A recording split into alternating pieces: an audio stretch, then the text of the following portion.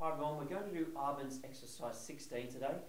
We're in E flat major, so we've got three flats, B flat, E flat and A flat. Working here on accuracy of slide position, your articulation and also breathing.